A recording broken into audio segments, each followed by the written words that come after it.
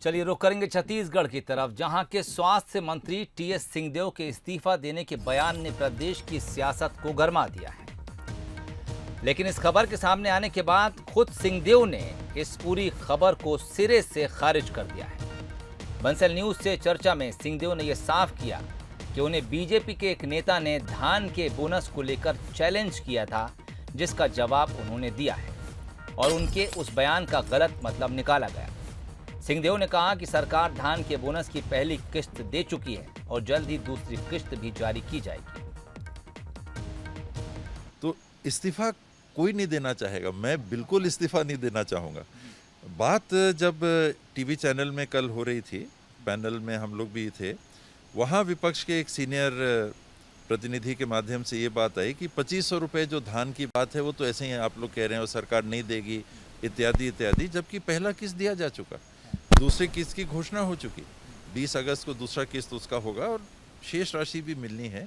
तो उस संदर्भ में मैंने ये कहा था कि अगर आपको इतना करने पे ये लगता है कि ये गलत है, क्योंकि ये तो होना ही है, नहीं हुआ तो मान लीजिए इस्तीफा बराबर।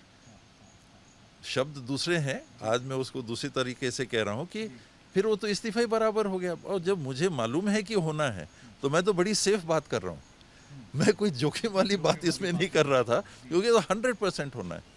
सिंहदेव साहब, कांग्रेस का एक व्यू ये भी रहता है कि बाबा जो हैं वो मूल्यों की राजनीति और प्रतिबद्धता की बात न सिर्फ करते हैं बल्कि उन्होंने काफ़ी इसको अपने चरित्र में आत्मसात भी किया। तो आपके ये बयान आते हैं तो वहाँ कांग्रेस के भी कान खड़े हो जाते हैं कि कहीं बाबा भावुक होकर कोई ऐसी बात ना कह दें कि सरकार के लिए चुनौती बन जाए।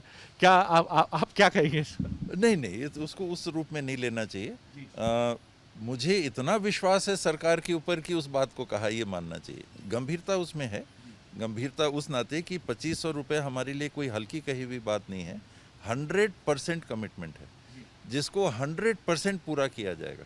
और क्योंकि मुझे इतना विश्वास है, कोई इस्तीफा वाली बात तो बहुत हल्की बात नहीं। जैसे मैंने कहा कि मैं भी चाहूँगा कि 5 साल के लिए मेरे क्षेत्र के लोग कहेंगे कि अच्छा आप चुनाव के समय आए मदद मांगने के लिए, 5 साल के लिए आप छोड़ के चले, तो ये सारी बातों को ध्यान में रख के मतलब इसको इस पर तरह लें हम कि ये बात तो इस तरह की बात है कि हमारे लिए ये बिल्कुल जीवन और मृत्यु जैसा प्रश्न है कि होना ही है, वो तो पॉजिटिव करेंगे ही, तो नकारात्मकता है ही नहीं। तो आप नहीं की जो बात कर रहे हैं ये तो हमारे लिए किसी भी दृष्टि से स्वीकार्य है ही नहीं।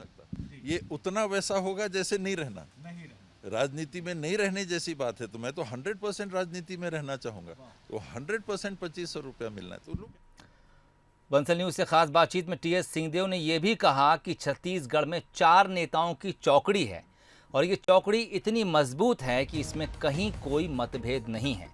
बीजेपी पर तंज कसते हुए उन्होंने कहा कि बीजेपी वहां मछलियां पकड़ने की कोशिश कर रही है जहां मछलियां हैं ही नहीं।